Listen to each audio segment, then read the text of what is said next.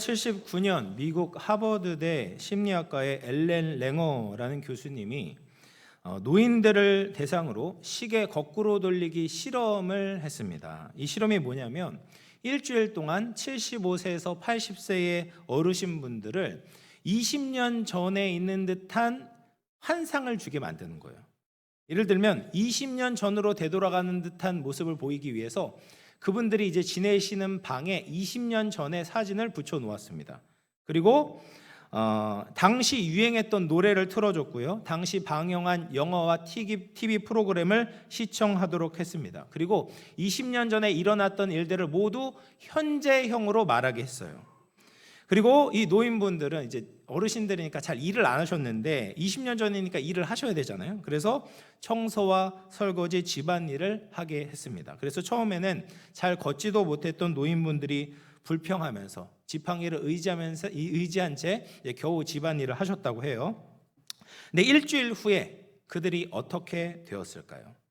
실험에 참가한 노인분들 모두에게 놀라운 변화가 일어나게 되었습니다. 시력, 청력, 기억력이 다 좋아진 거예요. 체중은 평균 1.5kg가 늘었다고 합니다. 신체 나이가 굉장히 크게 향상하게 되었다는 거예요. 20년 전에 있다고 믿고 생활하게 될 때 실제로 젊어지게 되었다라는 겁니다. 여러분, 그런데 우리의 구원이 이와 비슷합니다.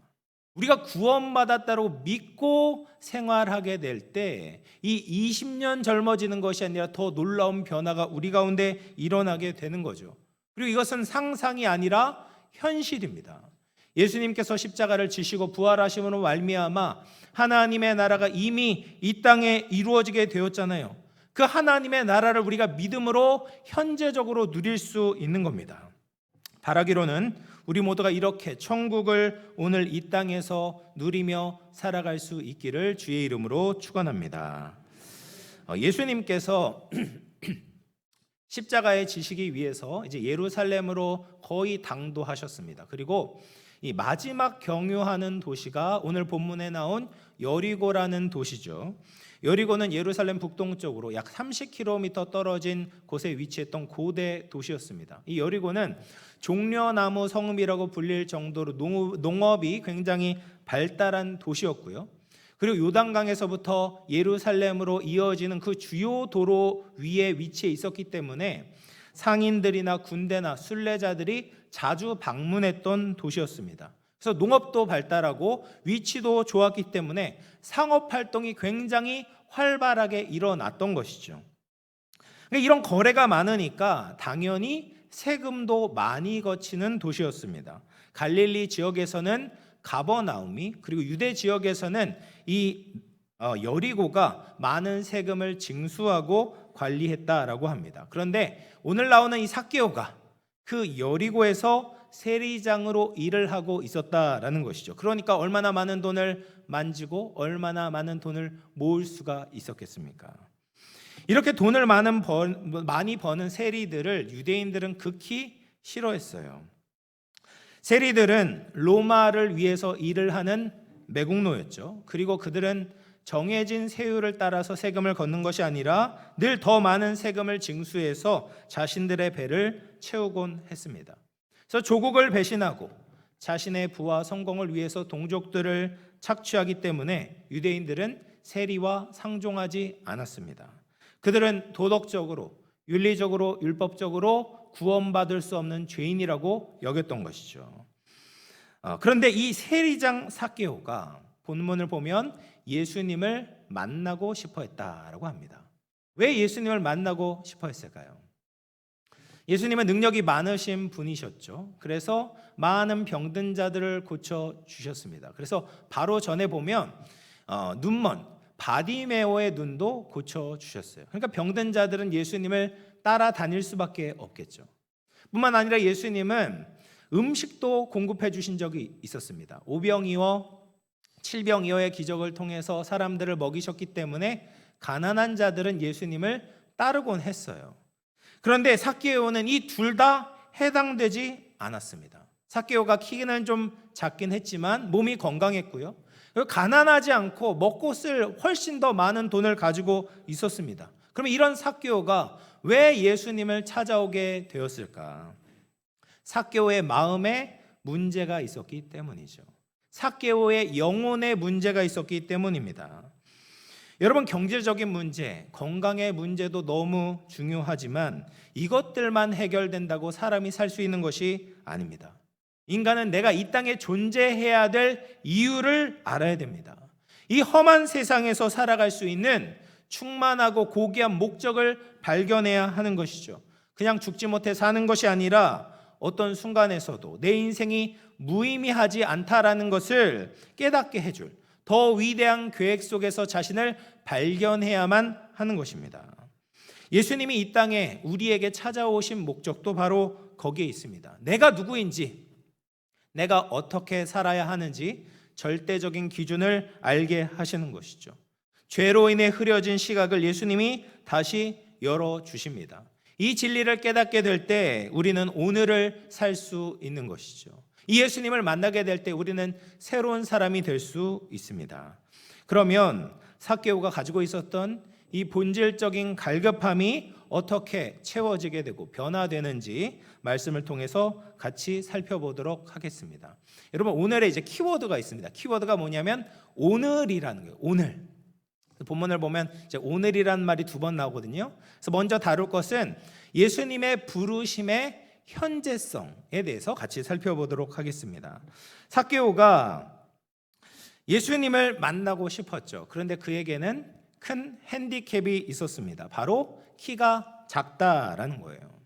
평소에는 키가 작은 것이 큰 문제가 되지 않지만 많은 군중들 사이에 있으면 키가 작은 것이 불리하게 작용합니다.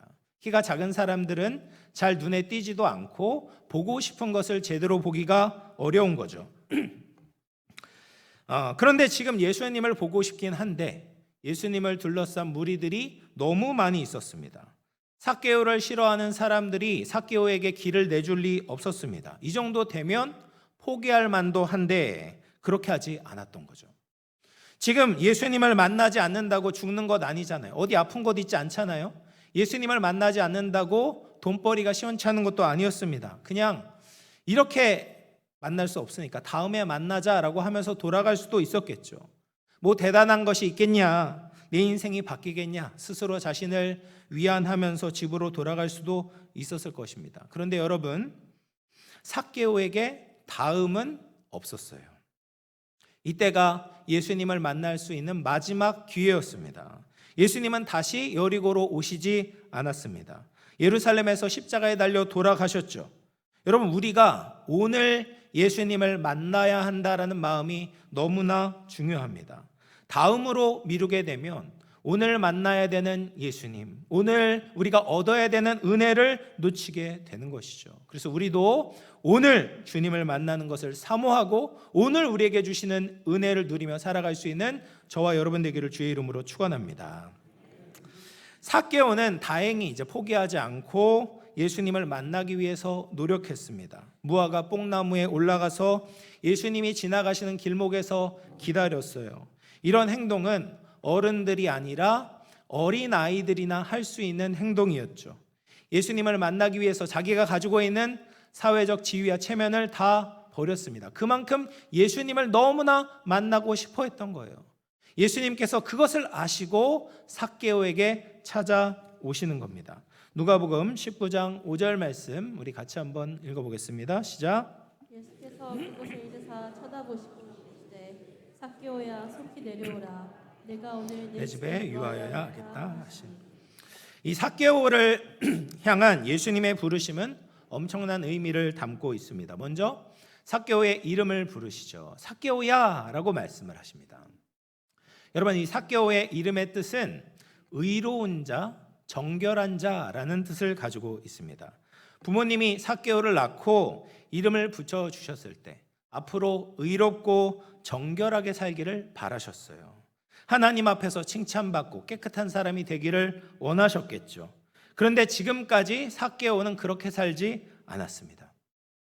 자신의 이름과 정반대되는 삶을 살아왔습니다.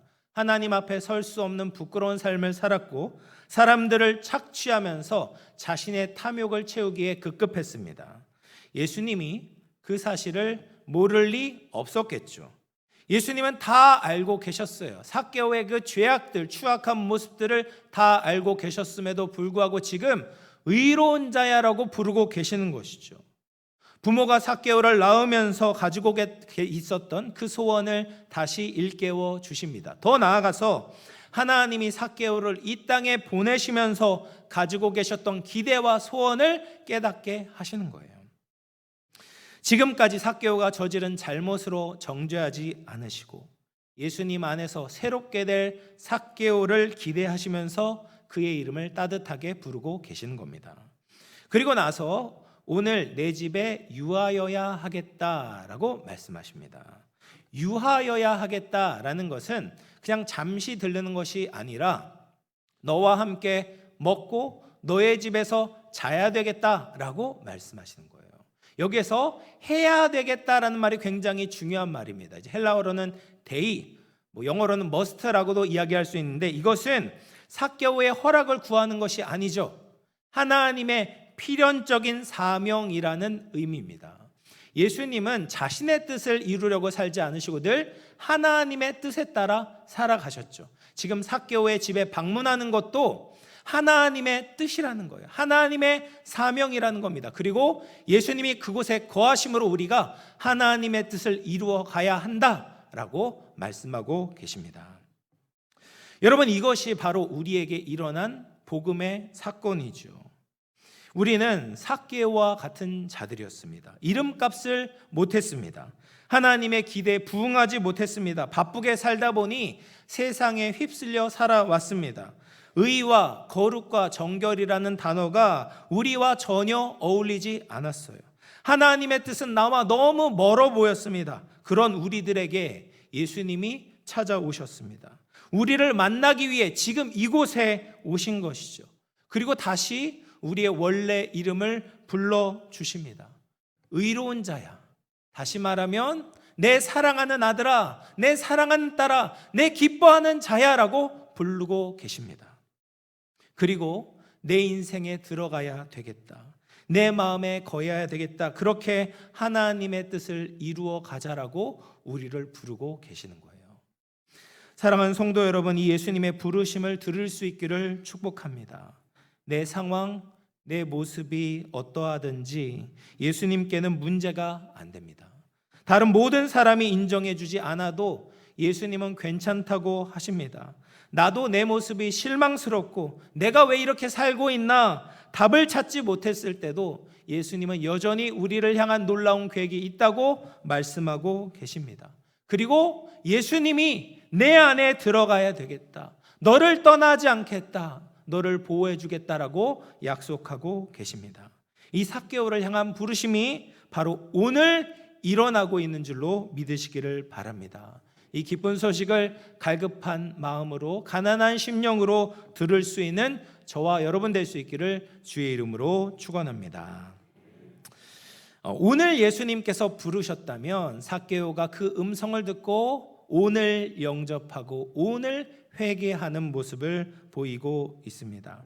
누가복음 19장 6절 말씀을 보시면 급히 내려와 즐거워하며 영접하거늘이라고 이야기를 하죠. 삭개오가 예수님의 부르심을 듣고 급히 내려와 즐거워하며 예수님을 영접합니다. 여러분, 예수님을 즐겁게 영접하는 것은 삭개오의 인생을 바꾸는 가장 중요한 순간이었습니다. 예수님의 부르심 앞에 머뭇거렸다면 어떻게 되었을까요? 예수님 감사하긴 한데 지금은 안 됩니다. 지금은 못하겠어요. 이렇게 예수님의 부르심에 거절했다면 예수님의 구원의 계획은 이루어질 수 없었겠죠. 여러분, 예수님이 집에 들어오시는 것은 기쁜 일이죠. 나를 아시는 주님, 나를 사랑하시는 주님을 맞이할 수 있다는 것은 행복한 일일 겁니다. 그런데 동시에 부담스러운 일이기도 합니다.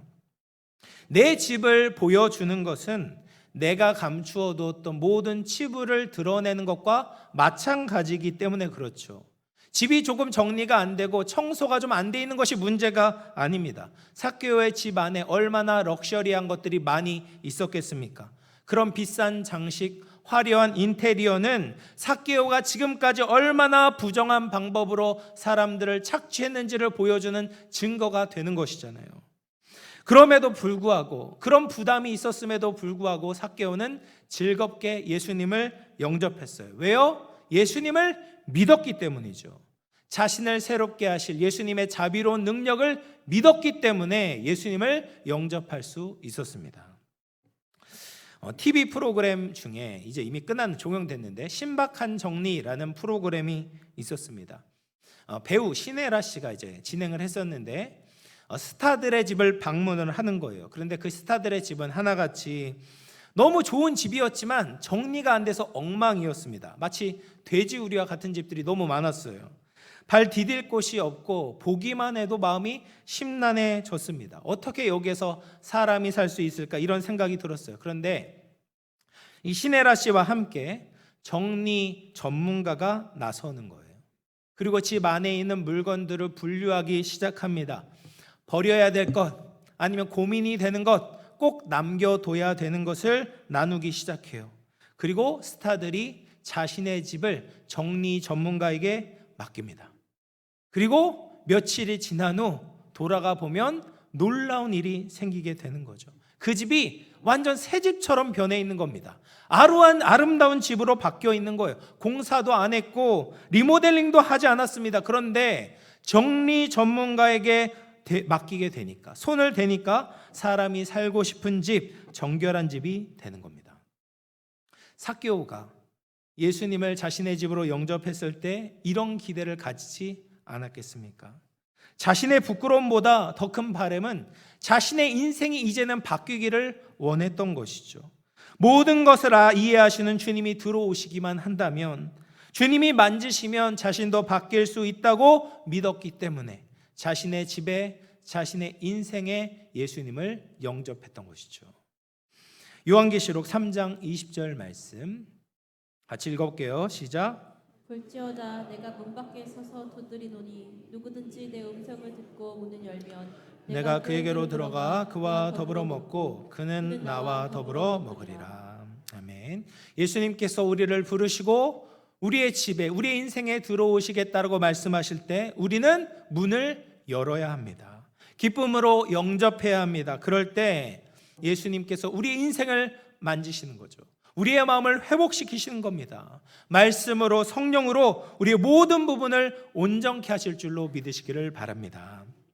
그렇게 예수님을 모시고 나서 함께 시간을 보내고 삭개오는 굉장히 큰 결심을 하기에 이릅니다. 누가복음 19장 8절 말씀 보시면 삭개오가 서서 주께 여짜오되 주여 보시옵소서 내 소유의 절반을 가난한 자들에게 주겠사오며 만일 누구의 것을 속여 빼앗은 일이 있으면 내 갑절이나 갚겠나이다 라고 말합니다. 자신의 소유의 절반을 가난한 자들을 위해서 나눠주고 혹시 속여 빼앗은 것이 있으면 4배나 갚겠다라고 이야기를 하는 거예요. 근데 율법 어디에서도 소유의 절반을 팔아서 가난한 자를 도우라는 말이 없습니다. 그리고 누구의 것을 빼앗으면 율법에서는 20%를 더해서 배상하면 된다라고 이야기를 해요. 근데 삭개오는 이런 율법의 규정을 넘어서서 자신의 재물을 나누고 있는 거죠. 여러분, 삭개오에게 돈이 어떤 의미를 가지고 있었을지 우리는 충분히 예상할 수 있습니다. 모든 사람들에게 돈이 중요하지만 삭개오에게는 특히 중요했어요. 돈은 그에게 인생 그 자체와 마찬가지였습니다. 삭개오는 돈을 얻기 위해서 지금까지 모든 것을 버려왔습니다. 이웃의 좋은 평판을 버려왔고 그리고 조국을 버렸습니다. 유대인들이 지키고 있었던 율법을 버렸고 자신이 구원받을 수 있다라는 하나님의 자녀가 될 수 있는 가능성조차도 버려왔어요. 이 세상에서 돈보다 더 중요한 것은 없다고 믿으면서 살아왔습니다. 그런데 그 돈을 지금 나누어주고 있는 것이죠. 이웃에게 불법적으로 빼앗았던 자가 이웃에게 넘치게 흘려보내고 있는 것입니다. 예수님이 시킨 것이 아니죠. 누가 시킨다고 이렇게 할 수 있겠습니까? 예수님을 인격적으로 만났기 때문에 이런 변화가 생기게 된 것이죠. 예수님은 삭개오에게 돈과 차원이 다른 축복을 허락하셨어요. 과거에 돈이 주었던 기쁨으로 의미와 목적으로 자신의 인생을 채우고자 했습니다. 그런데 아무리 벌어도 자기의 진짜 내면이 변화되지 않는 거예요. 돈을 붙잡으려고 노력해서 간신히 붙잡고 있지만 늘 불안하고 두려웠습니다. 돈으로 내 가치를 증명하려고 했지만 그 안은 썩어 들어가고 있었습니다. 그런데 예수님이 오셔서 삭개오의 본 모습을 보아주시는 것이죠. 그리고 가장 높으신 그분이 삭개오를 찾아오셨고 삭개오를 떠나지 않으셨습니다. 예수님과 교제를 하면 할수록 얼마나 좋은 분인지 알게 되고 그의 인생이 정리가 되고 삭개오를 향한 하나님의 사랑과 축복을 누리게 된 것입니다. 그러니 더 이상 돈을 하나님처럼 섬길 필요가 없는 거죠. 가짜가 아니라 진짜를 만나게 되었습니다. 예전에는 돈을 위해 살았다면 이제는 진짜 예수님을 위해 살고 싶은 마음이 생긴 거예요. 근데 예수님 때문에 삭개오가 이렇게 살게 되니까 예수님이 보이기 시작했어요. 예수님이 삭개오 때문에 얼마나 큰 피해를 보게 되었는지 알게 되는 겁니다. 그 때문에 모든 사람들이 예수님을 향해서 수군거리고 있었습니다. 누가복음 19장 7절 말씀입니다. 무사람이 보고 수군거려 이르되 저가 죄인의 집에 유하러 들어갔도다 하더라. 사람들이 삭개오를 욕하는 것은 견딜 수 있죠. 세리장이니까 자기는 그런 평가를 받아도 된다라고 생각했습니다. 그런데 예수님은 그래선 안 되잖아요. 예수님은 의로우신 분이잖아요. 예수님은 하나님이시잖아요. 그런데 자기 때문에 사람들에게 모욕을 받고 있는 거예요. 이것을 견딜 수가 없는 겁니다. 그래서 삭개오가 예수님을 위해서 자신의 돈을 사용하기로 결단하는 것이죠. 예수님의 영광을 위해서, 예수님의 사랑을 보답하기 위해서 자신의 생명과 같은 돈을 사용하기로 하는 것입니다. 예수님이 얼마나 좋은 분인지 사람들에게 오해를 풀어주기 위해서 사람들에게 나누는 것이죠. 그리고 이 변화에 대해서 모두 미래 시제가 아니라 현재 시제를 사용하고 있습니다. 삭개오가 어느 날 내가 모호하게 언제쯤이면 그렇게 쓰겠다, 언제쯤이면 나눠주겠다라고 말하는 게 아니에요. 그 언젠가가 아니라 지금 당장 나의 소유의 절반을 팔아서 나누어주고 속여 빼앗은 것이 있으면 4배나 지금 갚아주겠습니다. 앞으로도 그렇게 할 것입니다 라고 결단하고 있는 것입니다. 이 놀라운 변화가 오늘 일어나게 되었다라는 것이죠. 사랑하는 성도 여러분, 예수님의 부르심에 이렇게 응답할 수 있기를 바랍니다. 예수님을 기쁨으로 영접하고 예수님을 위해서 오늘 살아야 합니다. 주님을 사랑하기 때문에 율법을 초월하는 사랑, 상식을 넘어서는 사랑을 전해 주어야 합니다. 우리의 삶 가운데도 이런 아름다운 회복과 변화가 일어날 수 있기를 주의 이름으로 축원합니다. 이렇게 예수님의 부르심의 현재성, 삭개오의 영접과 회개의 현재성을 살펴보았다면 마지막으로 우리가 구원의 현재성에 대해서 같이 살펴보도록 하겠습니다. 누가복음 19장 9절 말씀 우리 같이 한번 읽어보겠습니다. 19장 9절 시작. 예수께서 이르시되 오늘 구원이 이 집에 이르렀으니 이 사람도 아브라함의 자손이로다. 예수님이 오늘 부르셨고 삭개오가 오늘 영접하고 반응했을 때 예수님이 오늘 구원이 이 집에 이르렀다라고 말씀하고 계세요. 여러분, 구원은 우리가 흔히 생각한 것처럼 죽고 나서 얻는 축복이 아닙니다. 예수님을 영접하고 예수님이 우리의 삶을 다스리기 시작할 때 오늘 구원이 임하게 되는 것이죠. 지난주 수요일 오전에 이제 성경 공부를 하면서 그런 이야기가 나왔습니다. 우리가 예수님을 너무 일찍 믿어서 괴로울 때가 있다. 예수님을 몰랐다면 죄를 지으면서도 이렇게 죄책감을 가지지 않아도 될 텐데 그냥 세상적으로 별탈 없이 살다가 누릴 것 다 누리고 살다가 그냥 죽기 전에 예수님 믿는 것이 가장 좋은 것 아닌가, 이런 상상을 해보았습니다. 여러분, 대부분의 사람들이 그렇게 생각할지 모르겠습니다. 그런데 절대로 그런 것이 아니죠. 여러분, 이것은 구원의 현재성을 모르는 것입니다. 예수님의 부르심에 우리가 믿음으로 반응하면 그 구원의 축복이 오늘 우리에게 임하게 되는 것이죠. 예수님의 원하시는 것이 바로 오늘 구원이 우리에게 임하는 것입니다. 여러분, 삭개오에게 오늘의 구원이 임하는 모습이 어떻게 일어나게 되었습니까? 삭개오가 재물에서부터 자유함을 얻게 된 거예요. 재물을 나누어 준 것이죠. 사람은 질병에서만 자유함을 얻고 귀신에서만 자유함을 얻어서는 안 되는 거예요. 물론 그것이 구원의 증거이긴 하지만 우리를 강력하게 매고 있는 재물에서도 자유함을 얻는 것은 오직 구원을 통해서만 이루어질 수 있는 겁니다. 여러분, 사실 이것은 굉장히 어려운 일이죠. 누가복음 18장에서 나온 부자 관원도 이 산을 넘지 못했습니다.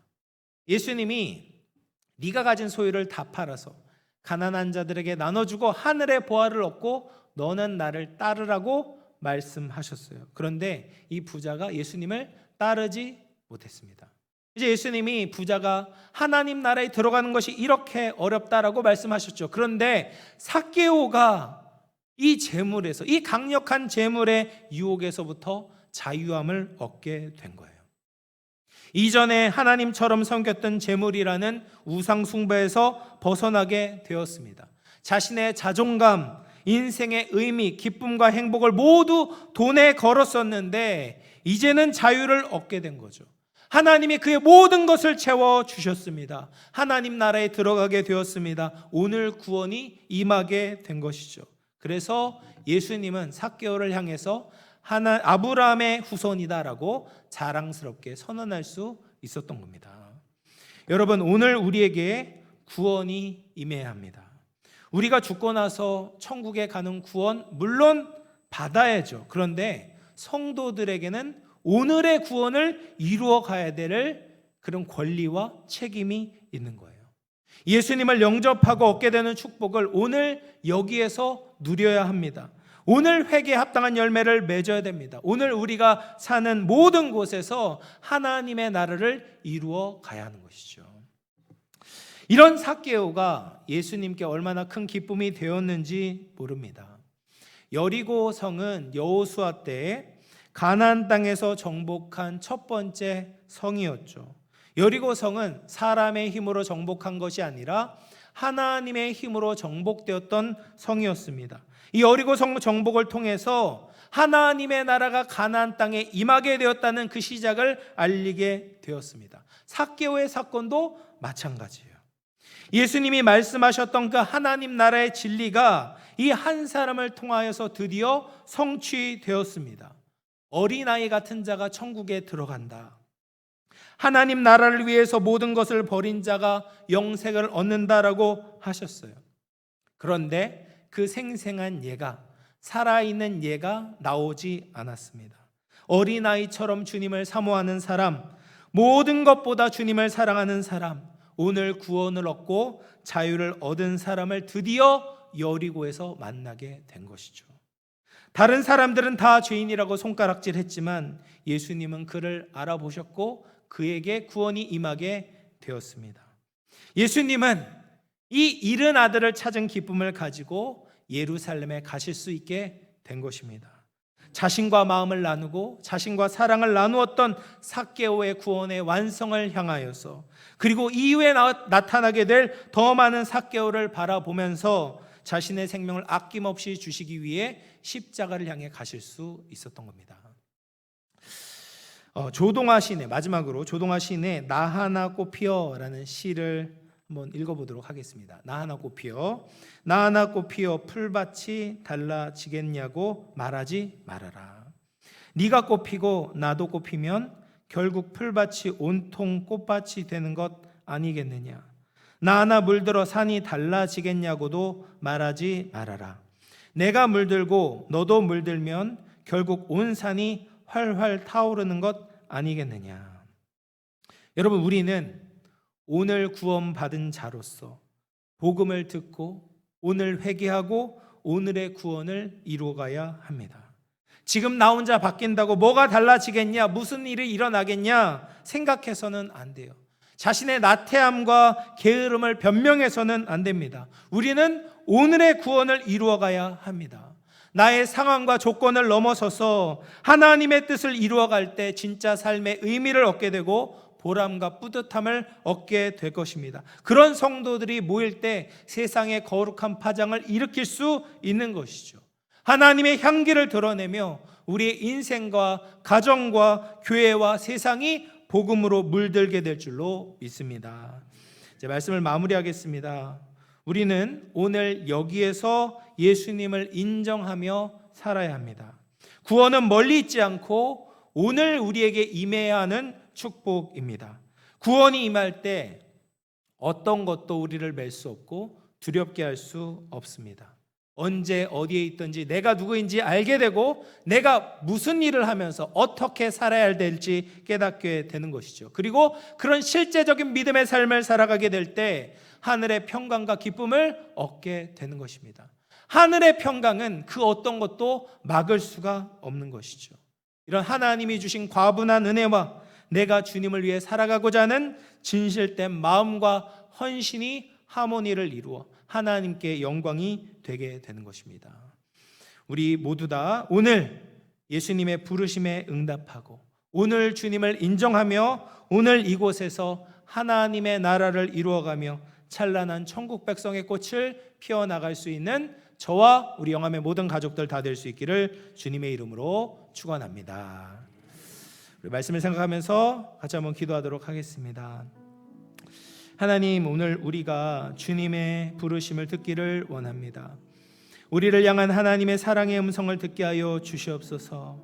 나의 인생에 나의 집에 머물기를 원하시는 주님을 기쁨으로 영접합니다. 주님, 우리를 다스려 주시옵소서. 오늘 주님을 위해 살게 하여 주시옵소서. 내가 가지고 있는 생명처럼 여기는 모든 것을 주님을 위해 사용하게 하여 주시옵소서. 그렇게 오늘의 구원을 이루고 하나님 나라를 이루어가는 우리 모두가 되게 하여 주시옵소서. 말씀을 생각하면서 우리 같이 한번 기도하며 나아가도록 하겠습니다.